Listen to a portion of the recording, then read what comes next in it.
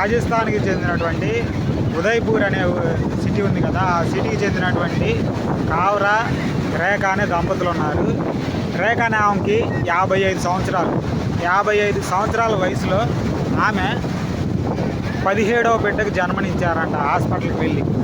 అయితే మరి హాస్పిటల్ వాళ్ళు 17వ ప్రసవం కదా అలా చేశారని మీరు అనుకోవచ్చు. అయితే ఆ హాస్పిటల్ వాళ్ళకి 4వ కాన్పు అని వాళ్ళు చెప్పారంట. అందుకని హాస్పిటల్ వాళ్ళు అనుమతించి 4వ కాన్పు చేశారు.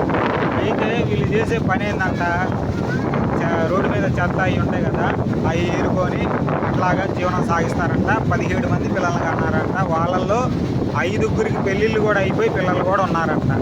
అంటే ఈమెకి 55 ఏళ్ళు అంటే ఆయనకి ఎన్ని ఏళ్ళు ఉంటాయో డీటెయిల్స్ అయితే మనకు రాలేదు. అయితే ఇల్లు లేదు, వాళ్ళ పిల్లల్ని 17 మంది ఉన్నారు కదా, 16 మంది, వాళ్ళని చదివించలేదు. అయినా కూడా వీళ్ళు 17 పిల్లల్ని అన్నారంట. కాబట్టి ఇండియా జనాభా 144 కోట్లు ఎందుకు అవుతుంది అంటే ఇదే రీజన్.